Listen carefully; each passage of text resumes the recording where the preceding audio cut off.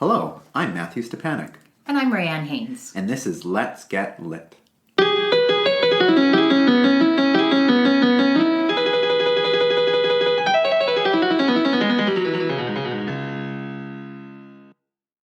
In every episode of Let's Get Lit, we interview poets of stature about their work and about the power and relevancy of poetry in order to support and promote it, the arts, and literacy. In a conversational style, we'll enjoy a beverage chosen to match the poet's personality and style while learning more about each poet and asking why poetry matters to them. Let's Get Lit would also like to acknowledge our interview takes place on Treaty 6 territory, a traditional gathering place for diverse Indigenous peoples, including the Cree, Saulteaux, Blackfoot, Métis, Pappas Chase, Nakota Sioux, and many others whose histories, languages, and cultures continue to influence our vibrant community. I'm Matthew Stepanic, the editor of Glass Buffalo, and one of your co-hosts for Let's Get Lit. And I'm Rayanne Haines, the executive director of Edmonton Poetry Festival, and the other co-host of Let's Get Lit. So we would like to thank wine expert Govinda Bhatia for his generosity as the podcast wine sponsor. Our pairings come from Govinder's private cellar. However, for tonight's podcast, in the spirit of connection with our guest, Mary Pinkoski, we'll be drinking tea instead. Let's Get Lit is presented with the Writers Guild of Alberta, and we're grateful for their support in promoting and sharing this podcast. As you're listening, feel free to share your thoughts on the conversation with us on Twitter at @lets_lit. We're happy to welcome to the podcast Mary Pinkoski, who is the 5th Poet Laureate of the City of Edmonton from 2013 to 2015, and she's an internationally recognized poet. She's performed on stages across North America and at the 2015 Winter Lights Festival in Reykjavik, Iceland. Her work has appeared in multiple anthologies, and she is the 2011 Canadian National Spoken Word Champion and winner of the 2008 CBC National Poetry Face-Off. In 2015, she was recognized as an Edmonton Top 40 Under 40 and also awarded a University of Alberta Alumni Horizon Award for her poetry work in the Edmonton community. In particular, for facilitating poetry workshops and her creation of the City of Edmonton's Youth Poet Laureate role. When not working on her doctorate at the University of Alberta's Faculty of Education, Mary continues to perform across the country and to provide dynamic and engaging workshops for writers of all ages and experiences across the province. She is also the 2019 Metro Regional Writer-in-Residence and will split her time between the libraries in Fort Saskatchewan, St. Albert, and Strathcona County. Welcome, Mary. Thank you. We're happy to have you here. Thank you. Yeah. I'm happy to be here. This evening we are drinking the Glenora Breakfast Blend, which is an in-house blend originally created for the Glenora Bed and Breakfast in Edmonton. This is a bold and balanced blend of Kenyan and Assam teas, perfect with a touch of milk and for enjoying while strolling around the neighborhood. Oh, nice. So a few words about Mary and why we chose this. Mary is a community leader, a community builder, a community sharer. She has mentored countless young and adult poets and has spent years as a fierce ambassador for the city of Edmonton. Her writing often speaks directly to home, to place, and to family. And it is with this understanding of her that we chose a locally made tea from one of Edmonton's oldest and most culturally robust neighborhoods. And I should also mention that Matthew steeped our tea tonight. So yeah, it was a very difficult task of pouring the tea into the tea ball, yes, trying to measure the right amount, yes, getting it strong and bold enough for Mary so that we could keep her up for the right, whole podcast. Oh, right. I fall asleep early, so. Oh, okay. No, I don't. I'm just trying to help with the narrative of preparing the tea. So Thank you. It's very lovely. You did a wonderful job. I appreciate that you're going to continue to bullshit with me tonight, Mary. I plan to just do like an hour of lies. Yeah. Oh. You know. Now, I just realized it's a black tea. So yeah, that means I'm drinking this in the evening as we're recording. We may be up late. Like, is this going to keep me up late? Well, I don't know. You did say you had a number of editing tasks to do. So. Yeah. You've got at least 24 pages. Thank you so much. Thank you very much. Yes. It's just how it goes. I find tea I don't react to as much as like coffee. Like if I have a black tea after 7, I think there's something about the way we like digest the caffeine in tea that it's more of a slow release. Oh, I don't know. I say it's a slow release. Less caffeine though than a coffee. Oh, okay. or Okay. something. We say a lot of like sciencey things on the podcast sometimes that like usually I'm like, oh, this fact that I think is true, but Well. maybe not. And then I ask someone to correct me Right. on like, Twitter or something. Just be like, Matthew speaks a lot of untruths. Well, I don't know what to say about that. It's just how it goes. Yes. I But did read that Yes. after 15 minutes of steeping, that's all the caffeine you can get out of the tea bag. Oh. Yeah, so you can't ever think like I can steep all day and I'll get more and more caffeine. After 15 minutes, that's kind of the saturation point, and the interesting. caffeine is Fun fact. Yeah. Is that like, because like I remember when Tim Hortons used to have like double steep tea, or it was Oh. like that. I don't know. Don't you remember those like Is weird that's when you use your commercials? tea bag twice, which is kind of like that's a bit sacrilegious, I think. It's a bit like 'Cause then you warm just have bath water, the second yeah, time, like yeah. you're dipping in lukewarm bath water or something. I do that a lot. Yeah, but I don't think I use the whole tea bag. Like, if it's like a minute and then after it's another minute. I don't know. Do you also drink the water when you're in the bath? Kind of weird. Yeah. Just kidding. I used to do it a lot as a child. Did you? That was Sometimes you can't help it though. Yeah. You're a It's true. child. It's sometimes. You're so It thirsty. prepped you now for these Yeah. multiple tea bag steepings. I think it made me healthier too. I have a lot more immunities. Probably so. Yeah. I have to tell you, I have to say this little story. So my son, when he was in high school, he had one of his friends came to school every morning with a coffee mug of tea. And it wasn't a travel mug, it was a ceramic coffee So mug quaint. that he would come into the school with his tea. And for a graduation joke, someone, we're not naming names, broke into his locker and filled his entire locker with tea bags. Oh, it's So- like the Boston Tea Party all over Oh, again. So when he opened up his locker and all these tea bags came pouring out at him. But it was a joke of the whole school. Like he would come every morning with his ceramic mug of tea and walk in the halls with That's his so tea. quaint. Yeah, I thought it was lovely. Yeah, that's Yeah. really nice. Yeah. It's nice, but like that'd be so inconvenient.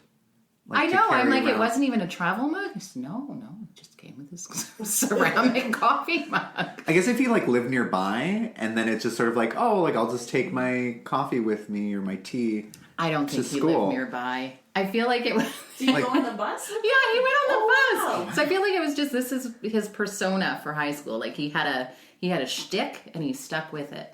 Maybe he brewed it in the staff lounge or something. Maybe he had like a secret access pass Maybe. in once he got Yeah. there and was like, I'm making my Maybe. tea now. And all Huh. the teachers were like, oh, there's that kid again. This is our time. Get out of here. Don't want to deal with things. It'll be really funny if he becomes a teacher. Like Yeah. if he does. Yeah. Yeah. Because it's kind of like a principal move. It Like, is. Stroll the Stroll hallways along with your tea with your mug. mug. I want to see you doing that as your writer in residence gig. Strolling around with your tea. Oh, I do Mug. bring tea, but yeah. Do you have a cup? Do you have a specialized cup? No, I drink Oh. right out of the thermos. Yeah, that's, I drink out of the thermos lid, actually. Like, Oh, well. Yeah. Maybe we should put it out there like gift for Mary. Oh, yeah. Tea. I'll A accept teacup any with tea. writer in residence on it. I'll accept any gifts, really. I mean, Okay. whatever you want to put out Do it for all. this duration. Okay, there we go. I'm I'll happy think to. of them. Yeah. Okay. yeah. But so you've officially started as the writer in residence. Yes. And you're at the Strathcona County Library Yeah, right now to yeah, begin in with. Sherwood Yeah. Park, yeah. Yeah. And how's that treating you so It's far? great, yeah. good. We did I started last week was my first week and had people drop in and we had our first event on Sunday, which was just a kind of informal meet and greet, which was really nice. And Nice. yeah, I'm looking forward to the 4 months there. Then I'll go to Fort Saskatchewan and then to St. Albert. St. Albert. Cool. So it's 4 months in each. A little Library. bit shorter in Fort Saskatchewan, but 4 in the other ones.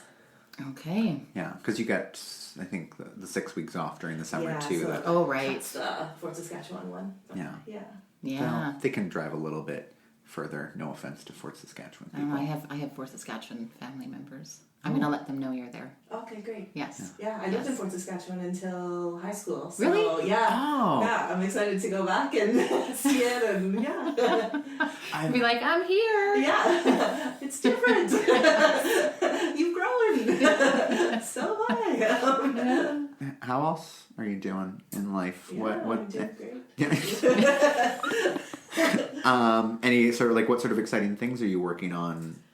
Well, I'm working on school. I'm always working on school, so that's kind of a thing that stays constant. Yeah. But as part of that, I'm really excited. I've been writing these kind of short prose pieces or creative nonfiction bits on museums, which is what I studied for school. Yeah. And so it's been really nice to work in a different form, but also I think lends itself a little bit to poetry, and I bring some of those elements in. So that's been something new and something I'm just sort of doing slowly and little bits by bits. And then working with a artist in the city named Alison Davies, who's having a show at Snap Gallery that's her artwork and some lines from my poetry. So we've been working together to plan that. Beautiful. Yeah, it should. I think it's opening next month, if I'm correct. So that's been, I'm just kind of. So is your poetry woven into the painting? Is that the? Yeah, she uses cyanotype is the type of art, and I don't quite understand how it works, but it looks awesome. And so she's using just some lines or words from my poems, and then they'll be. The way it looks is like almost like they're etched into the art piece, and then hopefully we're just planning it out. But there'll be a poem of mine that'll be vinyl lettering going down the wall and onto the floor. So wow! Cool. So I'm looking forward to that. Yeah. Yeah. Well, when you know the date and everything, you should let us know, and we'll link to it through Snap, so people can check that out. Also, because I want to look at it too. Yes. Yeah, I think it is probably publicized. I'm just not.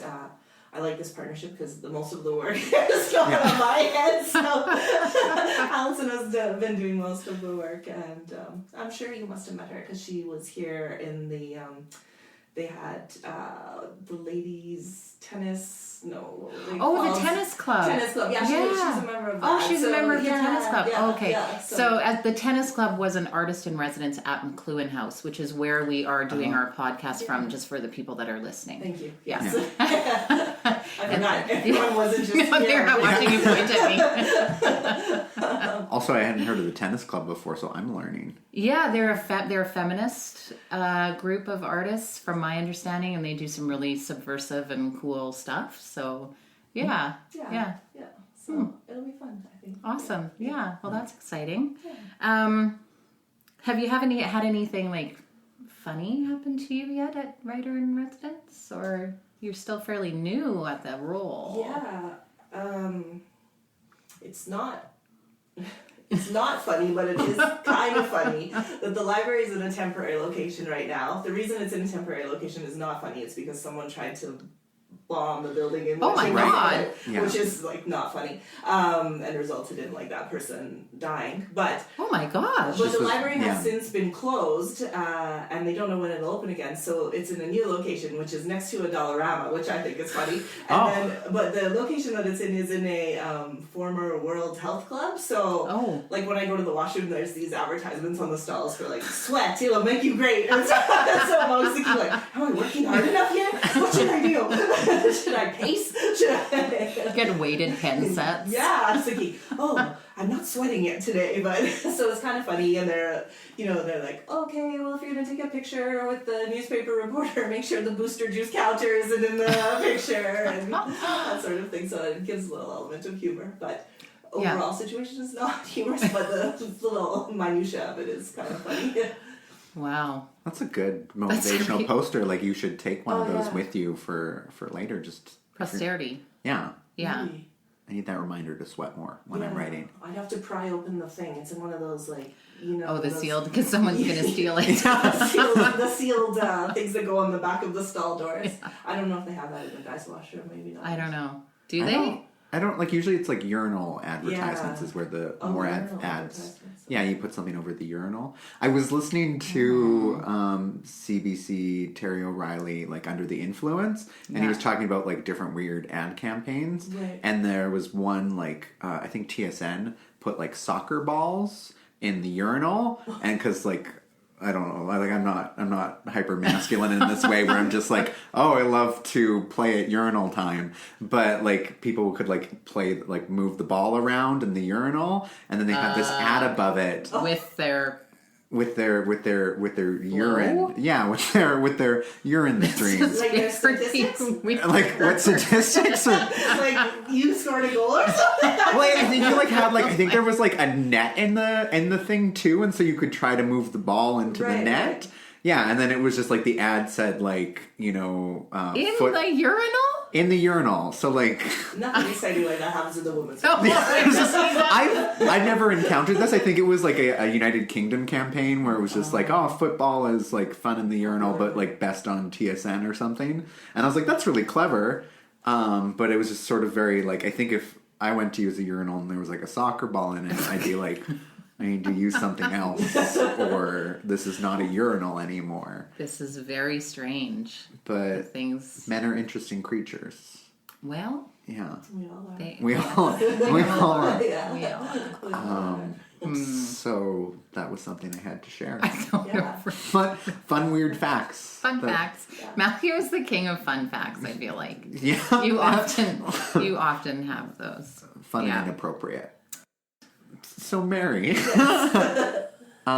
talked a little bit about what you're writing, but what are you reading right now?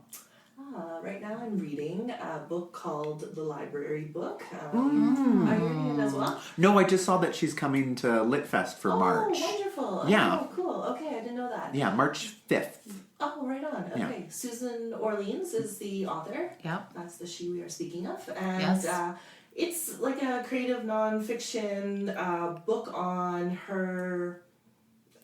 She sort of sat for a time in Los Angeles libraries, and she writes kind of this memoir of being in the library, and it's nice. It's been nice. I started reading it before I picked up the writer, like before I began the writer in residence, and it's been kind of nice to read that in conjunction with going into this role in the library and being in the library, and and she speaks, often to the workings of the library and just all these kind of behind the scenes things that you don't normally see in the library. So the place where they're scanning in the books and sending out books to different branches and that sort of thing. So it's been nice to read that while being situated in the library.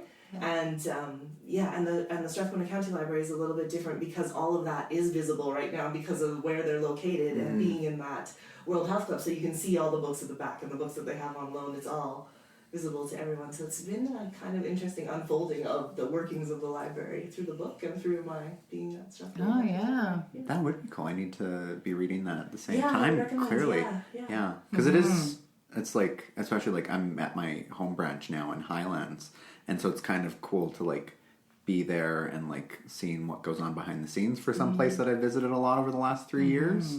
But yeah, then I'm just like, I remember seeing the big yellow bins that they bring all of the books in that you place on holds from like other libraries, and I was like, oh, that comes in a bin.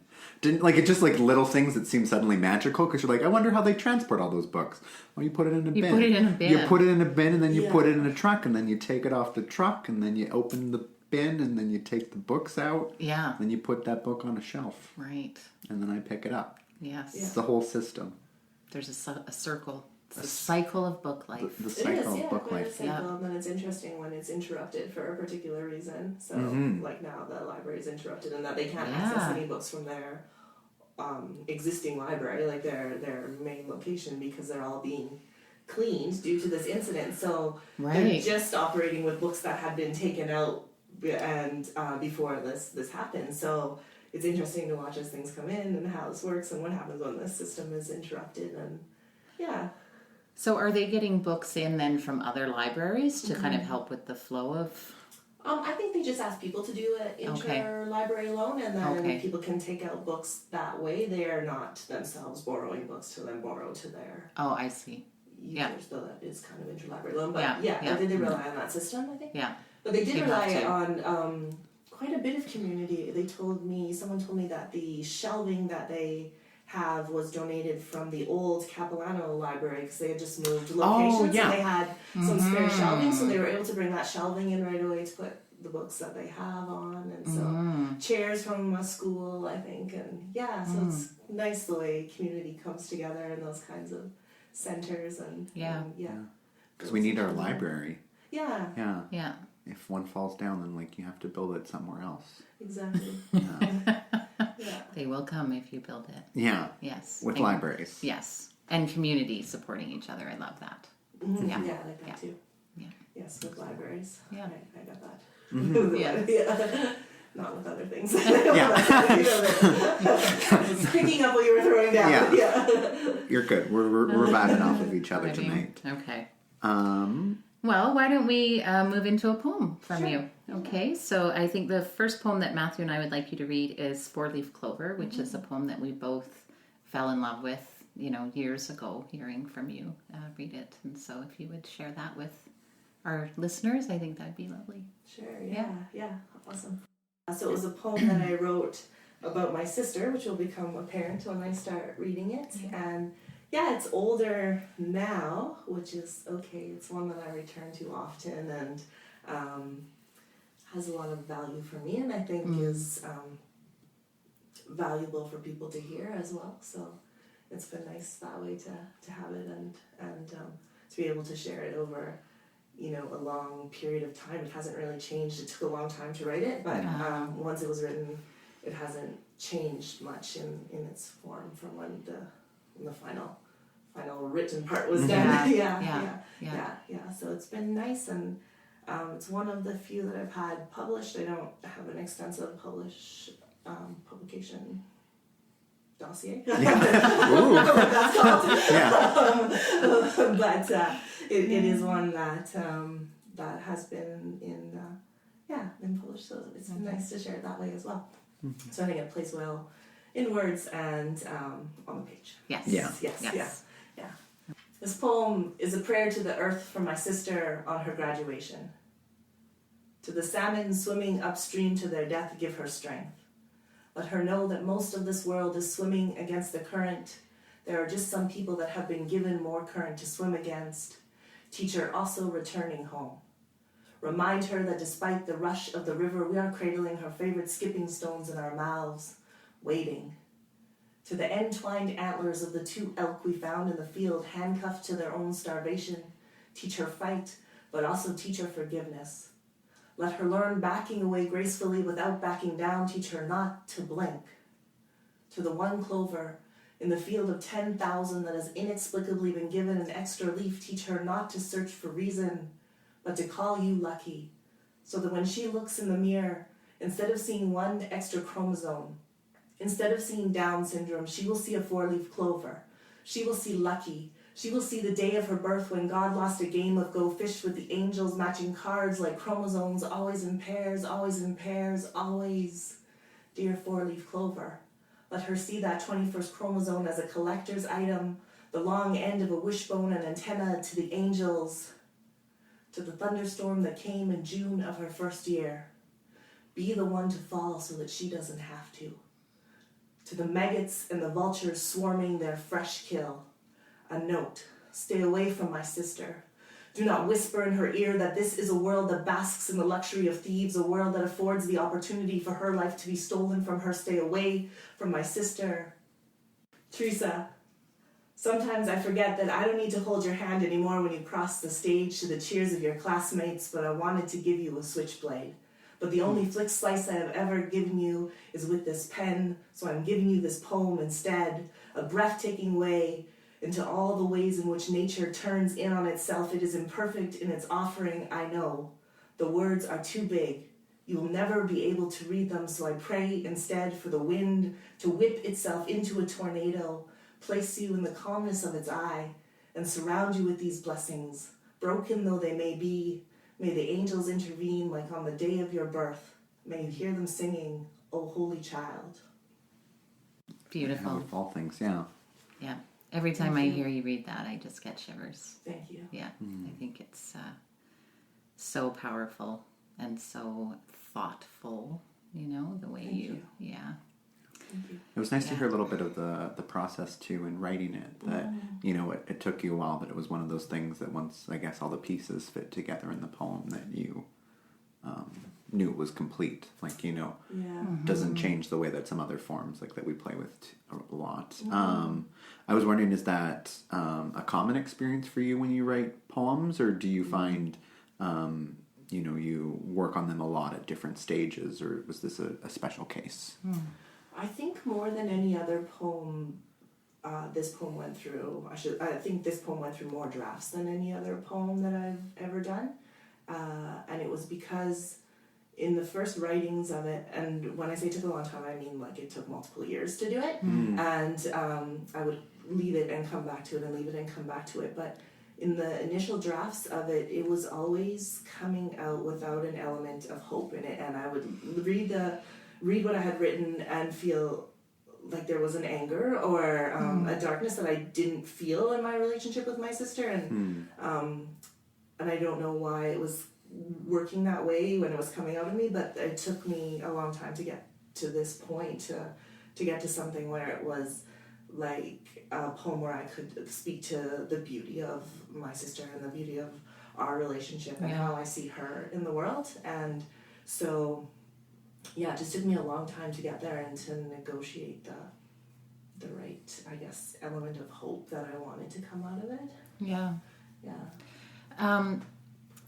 So many times poets are asked when they're writing something personal about a family member or, a loved one, what their thoughts are or their process is in writing that. And did you feel any responsibility? Like, what was your feeling of responsibility in writing this? I would say what I just spoke about is that I didn't want to come away with this sort of darkly toned poem, or like I wanted it to be a light, and even though there's challenges presented in having someone with a disability in your life, there's still a lot of light and a lot of hope, and I wanted that to come through, and I felt that was my responsibility to share that kind of element of light and that we have with having Teresa in our lives and in our family. In terms of responsibility, ethically, I performed it in front of my family and my sister, and she loves it, and I would never speak to something that I didn't feel was my story to tell. And I think that because I position the poem as sort of this gift that I'm offering to my sister, and use all these kind of images of nature and its small little anomalies, I feel those are all ethically sound and fine. So it never became a question of that. And I don't tend to ever tell someone else's story in my writing. I just tell my story. So I like that, framing it in that way, right? That it's your story, and I think that will be helpful because I get asked that question a lot from new writers about how to write something about a family member or a personal experience and how they negotiate that. So I'm always interested in hearing what other writers' responses are to that and how to kind of negotiate it. I think with everything in my poetry, I try to write the relationship, so it's my relationship with whatever it is. So in this case, my relationship with my sister. When I was Poet Laureate, it was my relationship with the city. So it wasn't ever speaking someone else's story. I would say, this is my relationship, and I would speak that relationship. So I sort of always view my poems as kind of situated in this space in between myself and the whatever else I'm speaking about, or in the space of myself if I'm just writing about myself and giving a narrative about myself. But situated within that relationship, it's always from my perspective and not taking from the other person. Right. So I see it as a kind of dynamic thing, but also something that, you do have to be careful about. And I just feel everyone has their stories to tell, so it would be someone else's responsibility to tell their story, not mine. So Yeah, I feel the same way about it. Like when I'm writing, that it's always just anything that I'm talking about, even like when I'm writing about like pop culture, other experiences, always just like my relationship to it and like how I'm responding to that, and like what sort of importance it has in my life. And I think like these are sort of entry points to understanding ourselves and understanding a relationship. So that makes sense to me. So we've kind of talked a little bit about what you write about and like the things that you've been called to write about, especially as Poet Laureate. So you've written a lot of poems about the city and other things, but where do you look to for inspiration for a lot of your the things that you do write, and now, it's museums. Yeah, it's interesting. Prior to being Poet Laureate, I situated a lot of my poems in my lived experience, so whether it was my family or the number of poems when I first started that are just, poems about me and my mom, that sort of thing, which were great. And then I did a few, because I've worked in museums, I've been involved in Alberta history and Edmonton history for quite a long time. I would do some poems that relate to the city, relate to Alberta history. Not an extensive amount, but enough. And then when I became Poet Laureate, I found that my voice changed because I was always writing about the city, or I wrote so many commissions for different events or different groups that I wasn't writing for myself anymore. I was writing for an outside entity. So these past 4 years, almost now, since I finished doing the Poet Laureate, I've found it interesting to come back into my own voice and figure out where is that voice and what does it want to say. And so it's been interesting, the turns it's been taking. I still do draw always on my life, my experiences. I tend to always sort of vacillate towards nature themes, science themes, those kinds of things compel me, and how it can stretch what's happening in that world into our worlds or into our understandings. I think they provide so many different nuances and ways of knowing. And even my museum pieces now, they look at myself as a person who's worked in museums for a decade. How do I rectify being this settler colonial person working in a space that is a colonial and imperial space, and how do I justify that and rectify that, and just kind of trying to unsettle the space that I've created and that work, and as a writer as well, use that tool to provide sort of these probing questions into, like, what is the purpose of this institution and what is my purpose? And so I find, so that's kind of just drawing on, I don't know, whatever comes across my way. I didn't give you a specific answer, but sometimes if it's like if you're you drive down the highway and you see the same things if you're going a regular route, and then there'll be something like a shoe on a fence post and it'll catch your eye. And so I feel I'm a bit like that, of like, oh, there's the shoe. What does that mean that I saw the shoe? And how do I relate to the shoe? And why is the shoe? So it's kind of, these little flits in and out of different absurdities and different anomalies that come across my way. Yeah. Jumping off, I know that we'll want to talk to you and delve into, that answer a little bit more, particularly when it comes to responsibility, when it comes to what gets stored in a museum and all that kind of stuff. That'll be. I always feel weird when I'm just we'll talk about that later. No, but that's a conversation. Where it's just something that we want to delve into later, but we kind of keep things on the poetry side at this point. But I wanted to hear a little bit more from you about maybe what you keep in mind, or what sort of tools you use when you're writing a poem that you're going to be performing versus something that's only going to appear on the page. And to go along with that, now that you're writing more prose and has it changed how you write your poetry for the performance or non-performance setting? Yeah. It's. I would say that I never wrote for performance. I never thought I'm gonna start doing poetry for performance. It has just been it's just been a path that opened itself up to me, and I followed it, and has been something that has worked for me. I don't think I'm particularly awesome at performance. There's many people who are trained in performance that are poets that are much better. We disagree. Yeah, I mean, you're incredible. Thank you. I think I have enough tricks and years behind me that I can do a solid job, but I think there are some people that I've watched who can really turn a performance on its head and do quite phenomenal things. So I don't find myself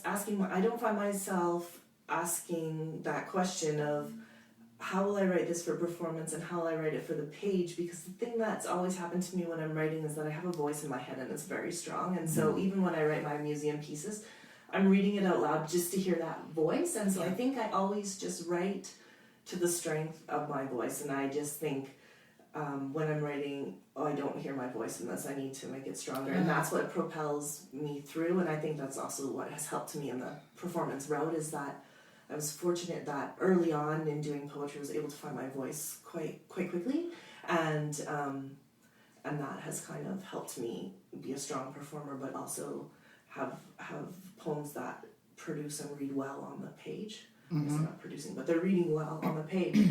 And so I find myself writing more for my voice. And is this true to me is kind of what is the question that I answer when I do that. Does that make sense? Or I think it totally makes sense that to hear you're writing for your voice, not necessarily for page or stage.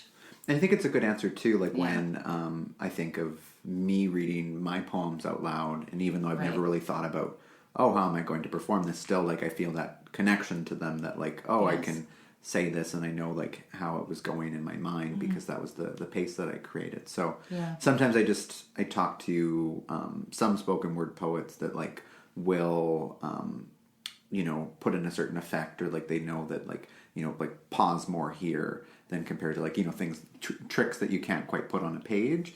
And so I always wondered if that comes into things when you're thinking about it, or if that's probably just something that happens after when you're performing it.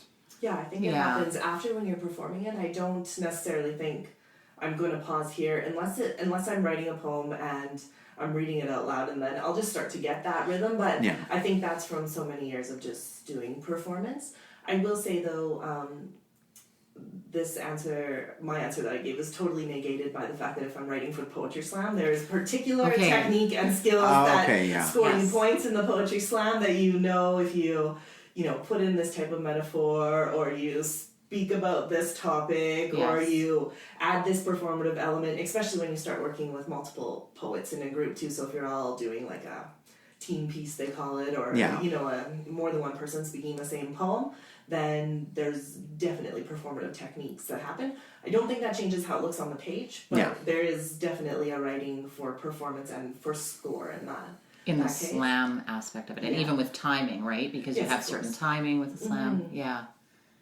I think that's a real, I feel like the more and more and more that I talk to poets who would be considered, spoken word or performance poets, is the answer that I get back often, and I'm hearing it from you too, is that it's not really that, you're a performance poet or a spoken word poet. You're a poet who happens to perform very well and who has a strong performance style, but you're still writing as a poet first, right? It's about the voice and the language and the poem, not about something else, unless it's the slam or something. I mean, slam is like a venue, like a game. So it's not a type of poetry. It's just going. It's a venue.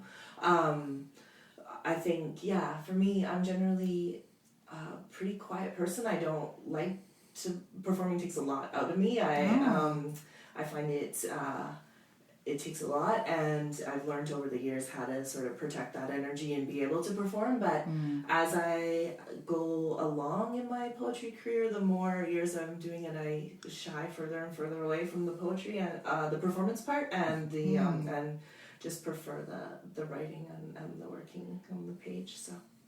Oh, that's very interesting. Yeah. It's like just a natural progression of where you're.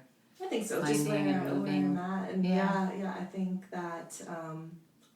I've said a lot. I've been performing for a decade. It's nice to take a break and sort of sit back, and other people have lots of things to say that are valuable as well. So it's good to give those voices a chance to rise up as well.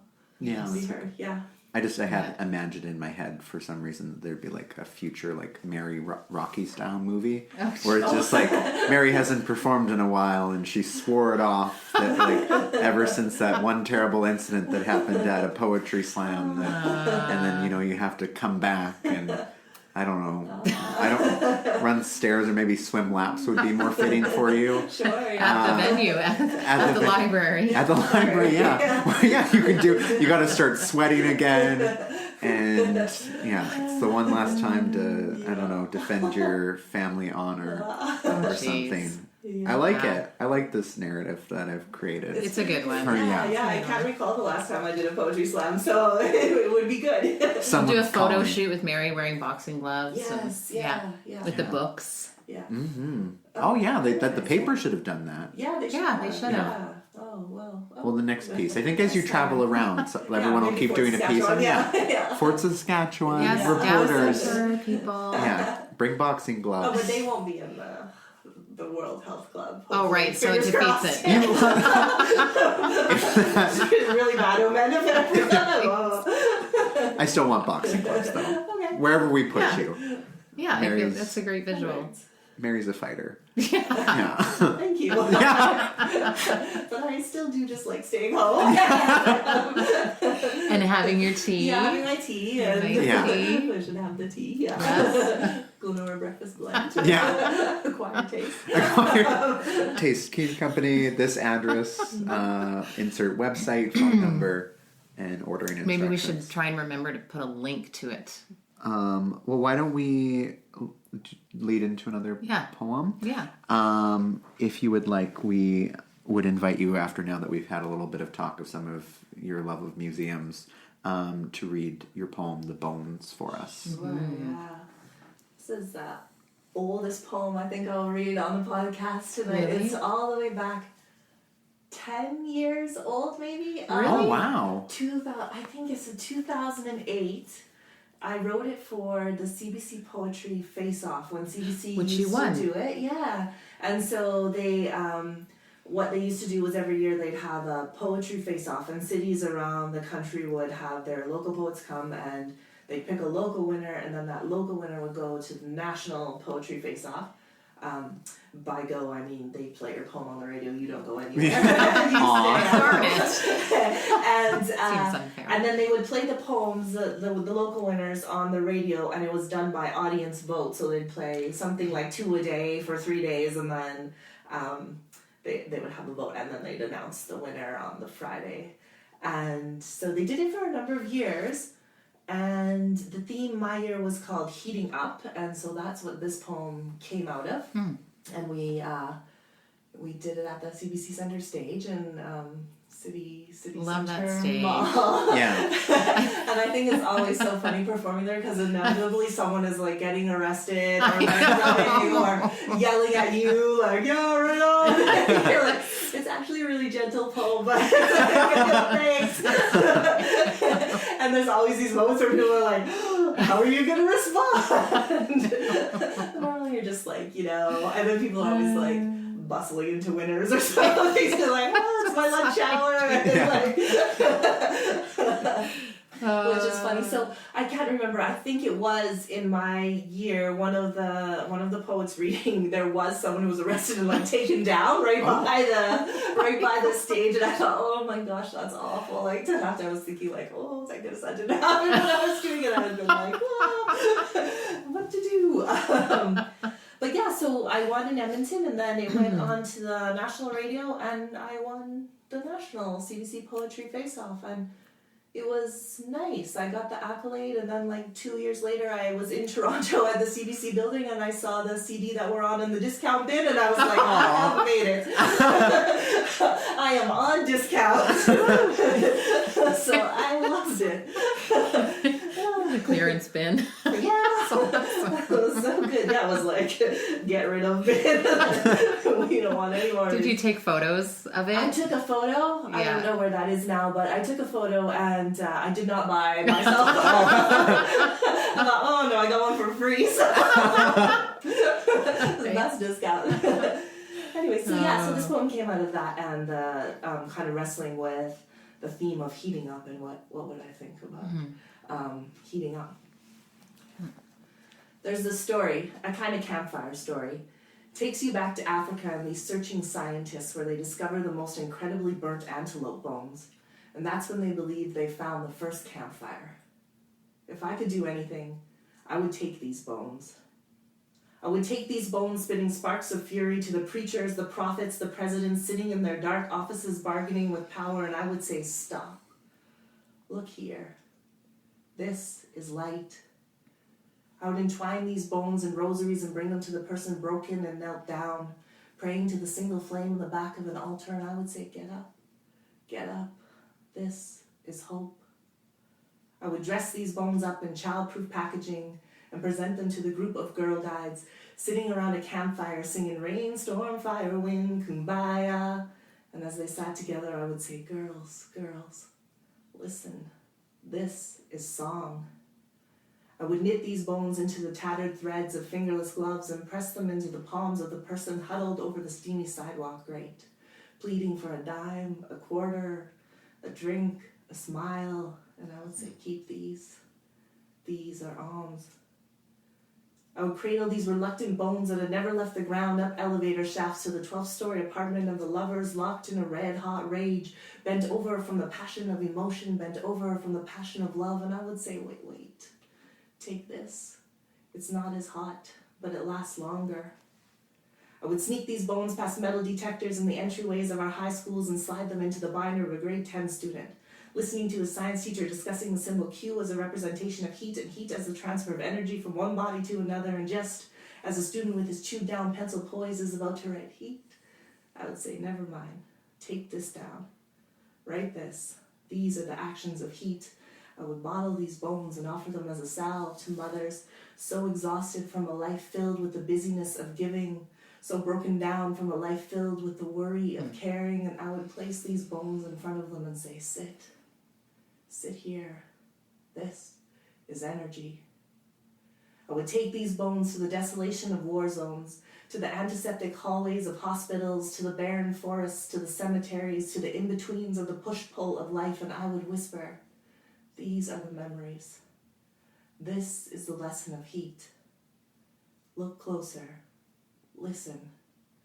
This is what you can hold if you let yourself burn. So powerful. Thank you. I feel heated up after, I'm wearing a cardigan and I'm doing the top button. No, I'm just always in awe. I really am, Mary. I'm in awe of your writing and how you read and how you can just pull emotions out of people and into your words. And thank you. Yeah. And, I'm a mom, and so a lot of the stuff that you write about family and relationship and power structures around them is very poignant. And thank you. I appreciate you doing that. Thank you. Yeah. Yeah, it was interesting when I began this poem, and we were challenged with that idea of heating up, and I thought, what can I do? And I do this often when I'm trying to do a poem, especially if it's a topic that's been given to me or a commission. I'll just start Googling or looking for things on the internet, and it's not great research, but I'll go to Wikipedia and I'll look and I'll see okay, heat, how else is it described? How else does this come? And as I was kind of doing that, I thought, I wonder what the first campfire was. And so I Googled for this campfire and found that, scientists say is these antelope bones in Africa. And I thought from there, I wonder what happened if I placed those bones in different situations in society. And the poem kind of grew out of that. And and honoring this idea of heating up in that way of what if these that communal campfire was brought to these kind of contentious places or places of trouble, and what would that mean to bring this kind of beauty and light to these places. Well, and I think it's so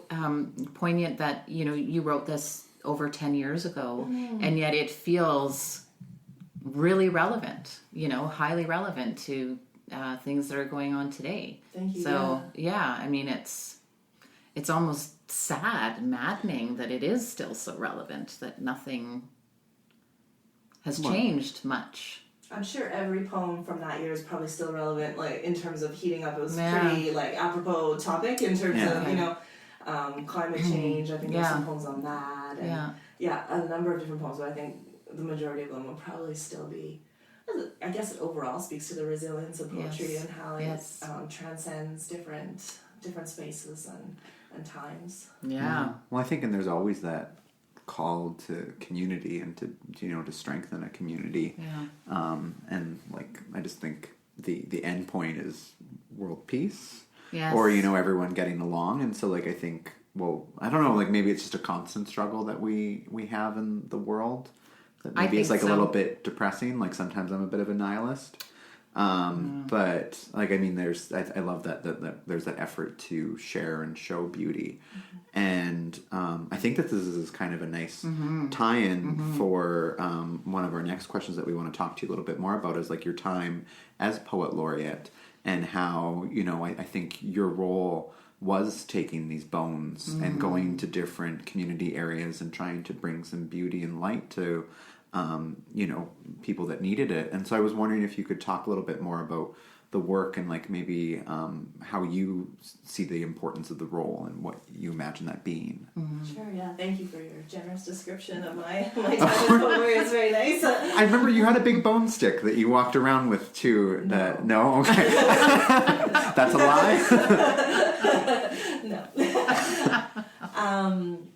Yeah, I guess I saw my role. Well, you're able to define what you want your role to be, and my goal going in was to bring poetry into spaces where maybe it necessarily wasn't often. So that meant I did a lot of reading at forums, reading at business meetings, reading for city council, but it also meant that I got to bring in poetry into these places where maybe they don't have that as part of their discussion. Yeah. And I found it valuable in watching people's responses and seeing how people responded to hearing poetry in those spaces and how it enlivened a discussion and brightened, sometimes brightened a discussion, sometimes nuanced a discussion further, added complexity to it, I think was really valuable. So my idea was just to sort of, spread poetry into new places. And I think in the arts community, we get pretty used to like, you can go here for poetry, you can go here, we expect it here and here. Yes. But what would happen if I brought it to different spaces? And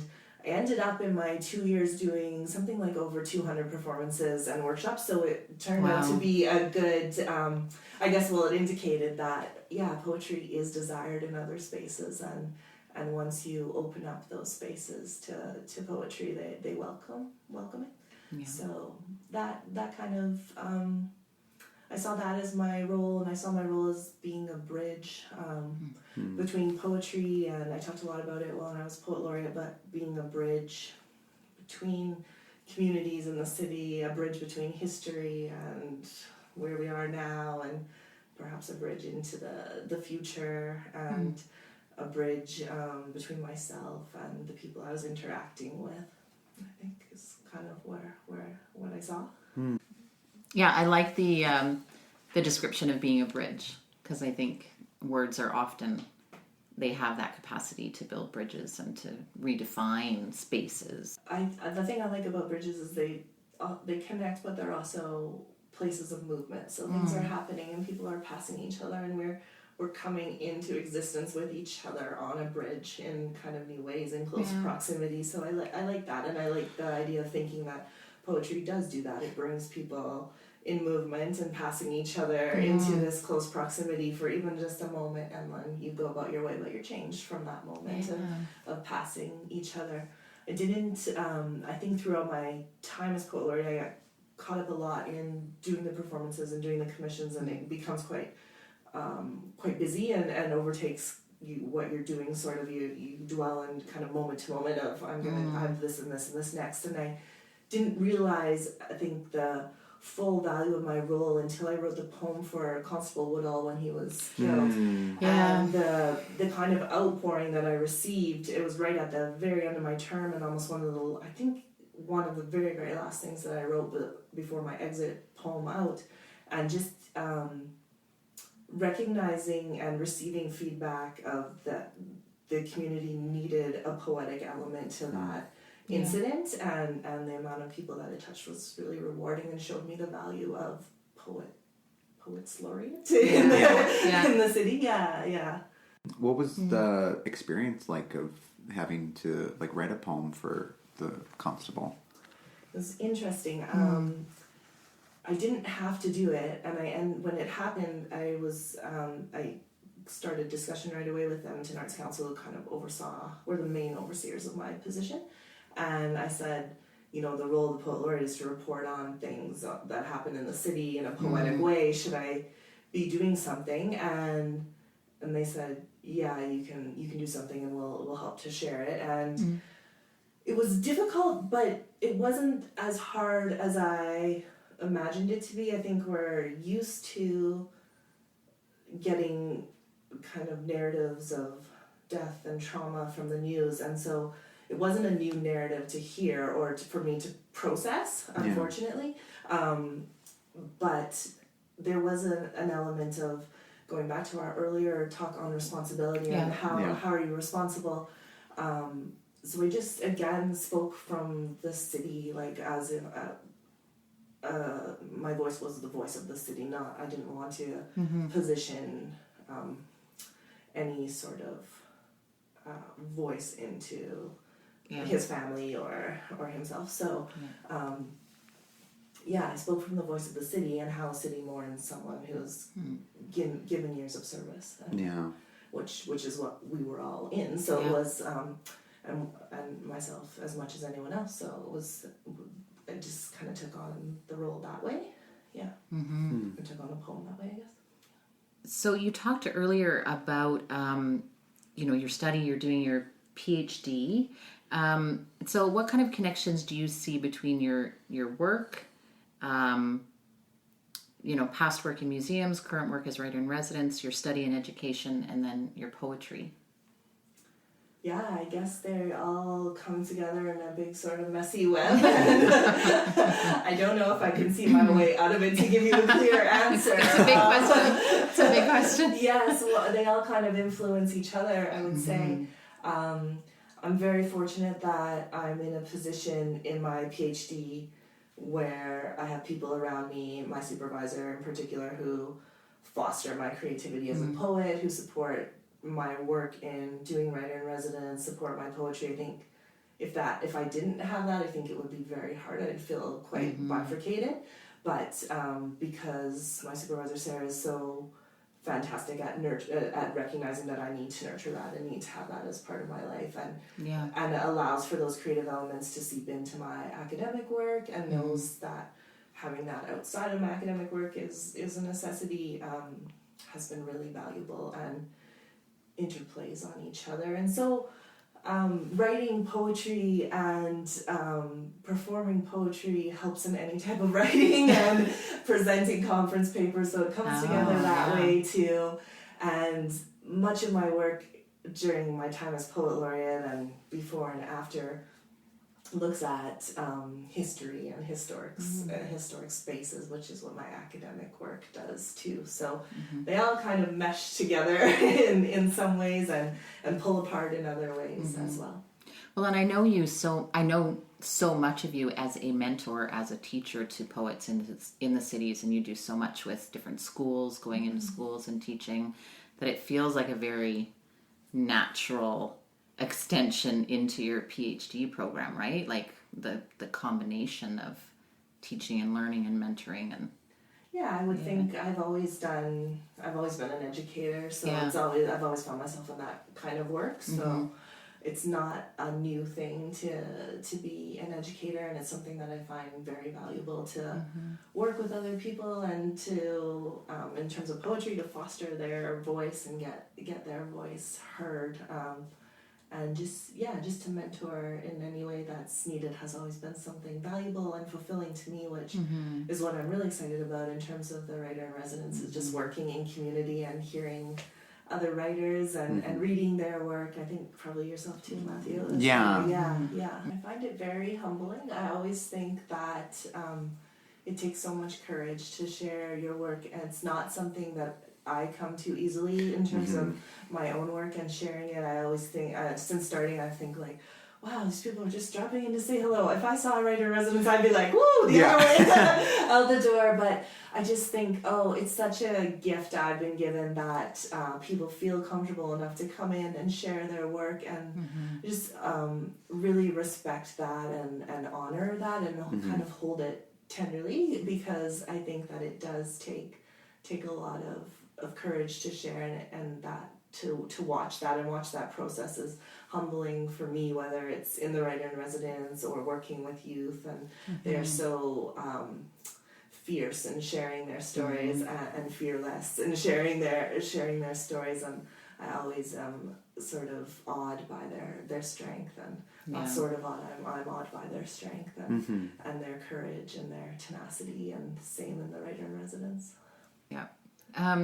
Earlier on, we were talking a little bit about how you have found yourself shifting away from poetry in areas and writing more prose and the museum stuff. So can you talk to us a little bit more about that, and maybe in what ways either the poetic form has felt restricting to you, or why you feel that it's time to move into different types of writing? Yeah. I don't know that the poetic form has felt restricting to me. I think it's just something that I've become very familiar with, and starting to write these other bits has been a challenge for me, and it's something that I enjoy. I enjoy a challenge in writing, and in some ways what I really enjoy is that these prose bits allow me to incorporate some of my academic work, where the poetry might not have allowed me to do it as explicitly. Okay. And so I find poetry provides me with a depth of my own voice, but writing these prose nonfiction, creative nonfiction pieces, I don't know how to label them, still have elements of the poetic, but I also find that they allow me to bring in a depth of multiple voices, because I'm able to draw from an academic field or a new perspective that I haven't found I've been able to do as readily in poetry. And I know that's something that just at the state I'm in right now with school, and that's where my brain is at, so it's kind of serving where my thinking is. Very interesting. I like that description about how, poetry is often coming from within, whereas the prose is allowing you to pull from without in. Yeah, and I think it just brings different types of depth. So a depth from a multiplicity of voices, or a depth from a interior voice or an inner voice. Right. Well, thank you so much for all of your thoughtful discussion tonight, Mary. I really love talking with you, and I appreciate that you were able to be here. And I think we'd love to ask you to read a final poem for us this evening. And Matthew and I both are really struck by the poem, The Olive Trees. So. Sure, yeah. Thank you for having me and for the conversation. It's been really lovely. This poem I wrote for a fringe play that was written by the now owner of Acquired Taste Company. Oh my gosh! Where we drink tea from. So, look at how that just came around. I swear I didn't know that. Yeah, this is awesome. So Tasha, who owns Acquired Taste Tea, she did a multidisciplinary play for the Fringe many years ago. Actually, no, I think this one is not as old as The Bones. I was thinking maybe it is as old, but it's only a few years off, like a couple years off. And she had asked me to write a poem, and then the poem ended up being weaved throughout the play. So, awesome! Yeah, so it was quite nice.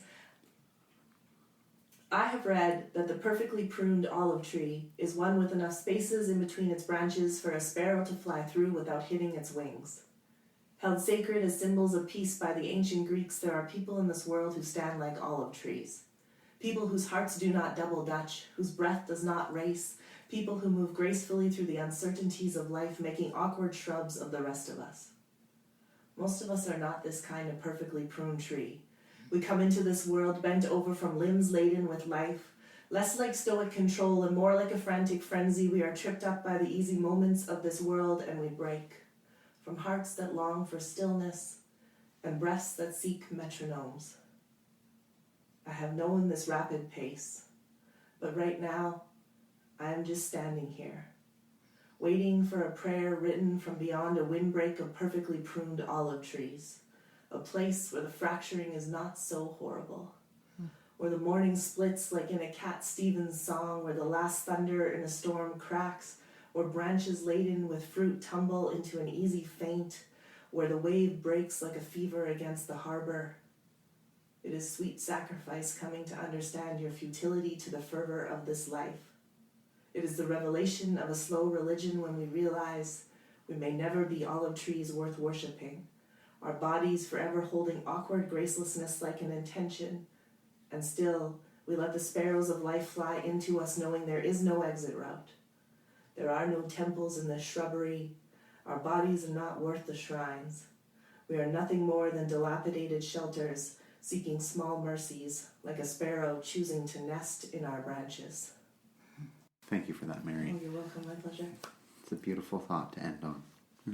Well, thank you again to Mary for talking with us today, sharing her poetry and her wisdom and her experiences. And I think it's just been wonderful to hear your perspective and like where you come from in your writing. That like, you know, to kind of echo Rayanne about how I feel like people draw so much from it, and then it's nice to hear that, you know, you're just writing from your own personal truth and own personal heart, and then that's just people connect with that. So yeah, we do. Yeah, I think it's just nice to know too. I mean, you often, you know, work in isolation or in you never solitude, know. and there's those moments of performance where you connect with people, but you don't know what the takeaways are. You don't see people another 3 weeks down the way that they say, "Oh, I'm still remembering." But so it's been very lovely to have the conversation with you. Thank you. Yeah. And we also owe our due thanks also to Gurvinder and the WGA for being amazing partners and supporters of this podcast. And we ask you, our listeners, to keep up to date on the Let's Get Lit by following us on Twitter at @lets_lit and subscribing and listening to the podcast at audioboom.com and more places where you listen to your favorite podcasts. Yes. And so, on that note, we will raise our tea mugs to the sky and cheers, dear Mary. Cheers. Cheers. Thank you.